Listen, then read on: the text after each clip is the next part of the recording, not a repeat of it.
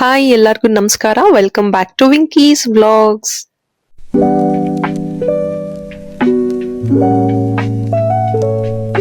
ಇವತ್ತು ಬಾಳೆಹಣ್ಣಿಂದ ಒಂದು ಡೆಸರ್ಟ್ ನ ಪ್ರಿಪೇರ್ ಮಾಡೋದು ಹೇಗೆ ಅಂತ ನಿಮ್ಗೆ ತೋರಿಸ್ಕೊಡ್ತಿದ್ದೀನಿ. ಮಕ್ಕಳಂತೂ ತುಂಬಾ ಇಷ್ಟಪಟ್ಟು ತಿಂತಾರೆ.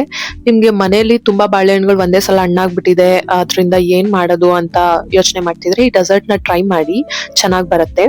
ಫಸ್ಟ್ ನಾನಿಲ್ಲಿ ಒಂದು 8 ಏಲಕ್ಕಿ ಬಾಳೆಹಣ್ಣನ್ನ ತಗೊಂಡಿದ್ದೀನಿ. ಅದನ್ನ ನೀಟಾಗಿ ಸ್ಮ್ಯಾಶ್ ಮಾಡ್ಕೊಂಡು ಅದನ್ನ ಒಂದ್ ಕಡೆ ರೆಡಿ ಮಾಡಿ ಇಟ್ಕೊಬೇಕು. ಬಾಳೆಹಣ್ಣನ್ನ ರೆಡಿ ಮಾಡಿ ಇಟ್ಕೊಂಡಾದ್ಮೇಲೆ ಕೊಬ್ಬರಿನ ನೀಟಾಗಿ ತುರ್ಕೊಂಡು ಅದನ್ನ ನೀವು ಮಿಕ್ಸಿಲಿ ಗ್ರೈಂಡ್ ಮಾಡಿದ್ರೆ ಅದು ಸ್ವಲ್ಪ ಫೈನ್ ಆಗಿ ಪೌಡರ್ ಆಗುತ್ತೆ. ಈ ಪೌಡರ್ನ ನೀವು ಈ ತರನಾದ್ರೂ ರೆಡಿ ಮಾಡ್ಕೊಬಹುದು, ಅಥವಾ ನೀವು ಅಂಗಡಿಲೇ ಸಿಗುತ್ತೆ, ಅಂಗಡಿಲಿ ಸಿಗೋ ಕೊಬ್ಬರಿ ತುರಿನೂ ಪರ್ಚೇಸ್ ಮಾಡ್ಬೋದು. ನಾನು ಮನೇಲೆ ಕೊಬ್ಬರಿ ಇರೋದ್ರಿಂದ ಅದನ್ನ ತುರ್ಕೊಂಡು ಗ್ರೈಂಡ್ ಮಾಡಿ ಇಟ್ಕೊಂಡಿದೀನಿ. 1-2 ನಿಮಿಷ ಕಂಟಿನ್ಯೂಸ್ ಆಗಿ ಲೋ ಫ್ಲೇಮ್ ಅಲ್ಲಿ ಇಟ್ಕೊಂಡು ಕಂಟಿನ್ಯೂಸ್ ಆಗಿ ಮಿಕ್ಸ್ ಮಾಡ್ತಾನೆ ಇರ್ಬೇಕು.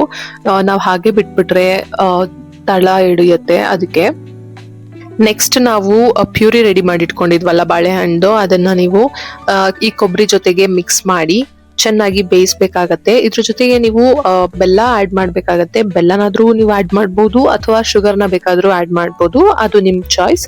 ಬಟ್ ಮಕ್ಳಿಗೆ ನಾವು ಕೊಡೋದ್ರಿಂದ ಆದಷ್ಟು ಬೆಲ್ಲನ ಪ್ರಿಫರ್ ಮಾಡಿ. ಸೊ ನಾನಿಲ್ಲಿ ಬೆಲ್ಲನೂ ತುರಿದಿಟ್ಕೊಂಡಿದೀನಿ. ಫಸ್ಟ್ ಬಾಳೆಹಣ್ಣು ಮತ್ತೆ ಕೊಬ್ಬರಿನ ಸ್ವಲ್ಪ ಬೇಯಿಸ್ಕೊಂಡ್ಮೇಲೆ ನೀವು ಈ ತರ ಬೆಲ್ಲನ ಆಡ್ ಮಾಡ್ಕೊಬಹುದು. ನೀವು 1 ಕಪ್ ಅಷ್ಟು ಕೊಬ್ಬರಿ ತಗೊಂಡಿದ್ದೀರಾ ಅಂದ್ರೆ 1 ಕಪ್ ಅಷ್ಟು ಬೆಲ್ಲ ತಗೊಬಹುದು. ನಾನಿಲ್ಲಿ 1 ಕಪ್ ಅಷ್ಟು ಬೆಲ್ಲ ಮತ್ತೆ 1 ಕಪ್ ಅಷ್ಟು ಕೊಬ್ಬರಿನ ನಾನು ಮೆಜರ್ಮೆಂಟ್ ಆಗಿ ತಗೊಂಡಿದ್ದೀನಿ. ಇವಾಗ ನೀವು ಬೆಲ್ಲ ಆಡ್ ಮಾಡ್ತಿದ್ದಂಗೆನೆ ಸ್ವಲ್ಪ ಗಟ್ಟಿಯಾಗಿರೋ ಅಂತ ಬಾಳೆಹಣ್ಣು ಮತ್ತೆ ಕೊಬ್ಬರಿ ಕನ್ಸಿಸ್ಟೆನ್ಸಿ ಇವಾಗ ನೋಡಿ ಸ್ವಲ್ಪ ಲಿಕ್ವಿಡ್ ತರ ಕನ್ವರ್ಟ್ ಆಗ್ತಿದೆ. ಇದು ಸ್ವಲ್ಪ ಲಿಕ್ವಿಡ್ ಆಗಿ ಮತ್ತೆ ಪುನಃ ನೀವು ಇದನ್ನ ಕಂಟಿನ್ಯೂಸ್ ಆಗಿ ಮಿಕ್ಸ್ ಮಾಡ್ತಾನೆ ಇರ್ಬೇಕು, ಕೈ ಬಿಡಬಾರ್ದು. ನೀವ್ ಇದ್ರ ಜೊತೆಗೆ ಡ್ರೈ ಫ್ರೂಟ್ಸ್ ನ ಕೂಡ ಮಿಕ್ಸ್ ಮಾಡ್ಕೊಬಹುದು, ಅಥವಾ ನಟ್ಸ್ ಪೌಡರ್, ನಿಮ್ ಚಾಯ್ಸ್. ನಿಮ್ಗೆ ಏನಾದ್ರೂ ಆಡ್ ಮಾಡ್ಬೇಕು ಅಂತ ಅನ್ಸಿದ್ರೆ ಡ್ರೈ ಫ್ರೂಟ್ಸ್ ಅಲ್ಲಿ ಯಾವ್ದಾದ್ರು ಒಂದನ್ನ ಪ್ರಿಫರ್ ಮಾಡಿ ಅದನ್ನ ಪೌಡರ್ ಮಾಡಿ ಆಡ್ ಮಾಡ್ಬೋದು, ಅಥವಾ ಮಿಕ್ಸ್ಡ್ ಡ್ರೈ ಫ್ರೂಟ್ಸ್ ನ ಕೂಡ ನೀವು ಆಡ್ ಮಾಡ್ಬೋದು. ನಾನಿಲ್ಲಿ ಏನು ಆಡ್ ಮಾಡಿಲ್ಲ. ಅಂಡ್ ಆಲ್ಸೋ ನೀವು ಏಲಕ್ಕಿ ಕಾಯಿನ ಕೂಡ ನೀವು ಚಚ್ಬಿಟ್ಟು ಪೌಡರ್ ಮಾಡಿ ಇಟ್ಕೊಂಡು ಅದನ್ನು ಕೂಡ ಆಡ್ ಮಾಡ್ಬೋದು. ನಾನಿಲ್ಲಿ ಜಸ್ಟ್ ಸಿಂಪಲ್ ಆಗಿ ಹೇಗ್ ಮಾಡೋದು ಅಂತ ತೋರಿಸ್ತಿದ್ದೀನಿ. ಇದು ನಿಮ್ ಚಾಯ್ಸ್, ನಿಮ್ಗೆ ಬೇಕಂದ್ರೆ ನೀವು ಆಡ್ ಆನ್ ಮಾಡ್ಕೊಬಹುದು. ನೀವಿಲ್ಲಿ ಕಂಟಿನ್ಯೂಸ್ ಆಗಿ ಮಿಕ್ಸ್ ಮಾಡ್ತಾ ಮಾಡ್ತಾ ಇದು ಗಟ್ಟಿ ಆಗ್ತಾ ಹೋಗುತ್ತೆ.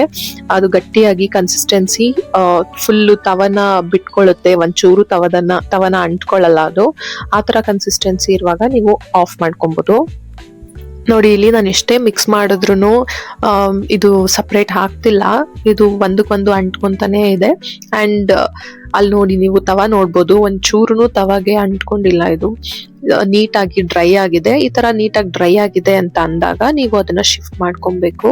ಒಂದ್ ಪ್ಲೇಟ್ಗೆ ಶಿಫ್ಟ್ ಮಾಡ್ಕೊಂಡು ಸ್ವಲ್ಪ ಹೊತ್ತು ಬಿಡಿ. ಸ್ವಲ್ಪ ನೀವು ಕೈಯಲ್ಲಿ ಮುಟ್ಟೋ ತರ ಇದೆ ಅನ್ನೋ ತನಕನೂ ಅದನ್ನ ಸ್ವಲ್ಪ ಆರೋದಕ್ ಬಿಡಿ. ತುಂಬಾ ಕೋಲ್ಡ್ ಆಗೋದಕ್ಕೂ ಬಿಡ್ಬೇಡಿ. ನೋಡಿ, ತವದಲ್ಲಿ ಒಂಚೂರು ಏನು ಅಂಟ್ಕೊಂಡಿಲ್ಲ. ಈ ತರ ಒಂದು ಮುದ್ದೆ ತರ ಆದಾಗ ನೀವು ಬೇಕಂದ್ರೆ ತುಪ್ಪನ ಕೈಗೆ ಸವರ್ಕೊಂಡು ಮುಟ್ ನೋಡಿ. ಸ್ವಲ್ಪ ಬಿಸಿ ಇದೆ ಅಂದ್ರೆ ಸ್ವಲ್ಪ ಆರೋದಕ್ ಬಿಡಿ. ಇಲ್ಲ ನೀವು ಮುಟ್ಬೋದು, ಅಷ್ಟೇನ್ ಸುಡ್ತಾ ಇಲ್ಲ ಅಂತ ಅಂದ್ರೆ ನೀವು ಇದನ್ನ ನಿಮಗ್ ಬೇಕಾಗಿರೋ ಶೇಪ್ಗೆ ನೀವು ಕಟ್ ಮಾಡ್ಕೊಬಹುದು, ಅಥವಾ ಉಂಡೆ ಕಟ್ಕೊಬಹುದು.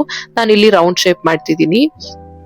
ನಿಮಗ್ ಬೇಕಾಗಿರೋ ಸೈಜ್ಗೆ ನೀವು ಇದನ್ನ ರೌಂಡ್ ಮಾಡ್ಕೊಬಹುದು. ನಾನು ಪಾಪುಗೆ ರೆಡಿ ಮಾಡ್ತಿರೋದ್ರಿಂದ ಸ್ವಲ್ಪ ಚಿಕ್ಕ ಸೈಜ್ ಅಲ್ಲೇ ರೆಡಿ ಮಾಡ್ಕೊಂತಾ ಇದ್ದೀನಿ. ನಿಮ್ಗೆ ಮಧ್ಯದಲ್ಲಿ ಸ್ವಲ್ಪ ಕೈಗೆ ಏನಾದ್ರು ಅಂಟ್ತಿದೆ ಅಂತ ಏನಾದ್ರು ಅನ್ಸಿದ್ರೆ ನೀವು ಸ್ವಲ್ಪ ತುಪ್ಪನ ಕೈಗೆ ಸವರ್ಕೊಂಡು ಆಮೇಲೆ ನೀವು ರೌಂಡ್ ಶೇಪ್ಗೆ ನೀವು ಉಂಡೆ ಕಟ್ಕೊಬಹುದು. ನೋಡಿ, ನಾನು ಇವಾಗ ರೆಡಿ ಮಾಡಿ ಇಟ್ಟಿದ್ದೀನಿ. ಇಷ್ಟು ಉಂಡೆಗಳಾಗಿದೆ. ನಾನು ಈ ಕಡೆ ಡ್ರೈ ಕೊಕೊನಟ್ ಪೌಡರ್ ನ ಕೂಡ ರೆಡಿ ಮಾಡಿ ಇಟ್ಕೊಂಡಿದೀನಿ. ನೀವು ಬೇಕಂದ್ರೆ ಹಾಗೆ ಕೂಡ ತಿನ್ಬೋದು, ಇಲ್ಲ ಅಂದ್ರೆ ಸ್ವಲ್ಪ ಡೆಕೋರೇಟಿವ್ ಆಗಿ ಚೆನ್ನಾಗಿ ಕಾಣಿಸ್ಬೇಕು ಅಂತ ಅಂದ್ರೆ ನೀವು ಈ ತರ ಡ್ರೈ ಕೊಕೊನಟ್ ಪೌಡರ್ ಮೇಲೆ ಡೆಸರ್ಟ್ ನ ಇಟ್ಟು ಒಂದ್ ರೌಂಡ್ ರೋಲ್ ಮಾಡಿದ್ರೆ ಸಾಕು. ಅದು ಚೆನ್ನಾಗಿ ಅಬ್ಸರ್ವ್ ಆಗುತ್ತೆ ಅಂಡ್ ಚೆನ್ನಾಗಿ ಕೂಡ ಕಾಣಿಸುತ್ತೆ. ಮಕ್ಕಳು ತುಂಬಾ ಇಷ್ಟಪಟ್ಟು ತಿಂತಾರೆ.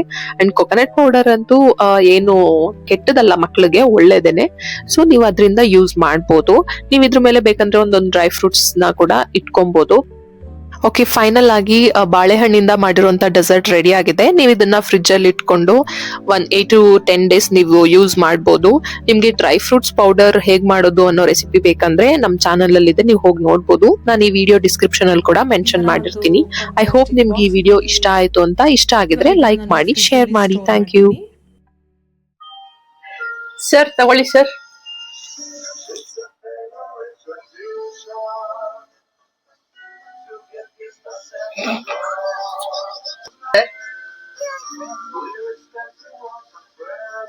ಹೇಗಿದೆ?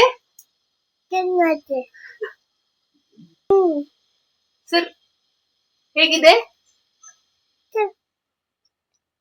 ಅಮ್ಮಿ ಅಮ್ಮಿ ಯಮ್ಮಿನಾ ಸರ್? ಹಾ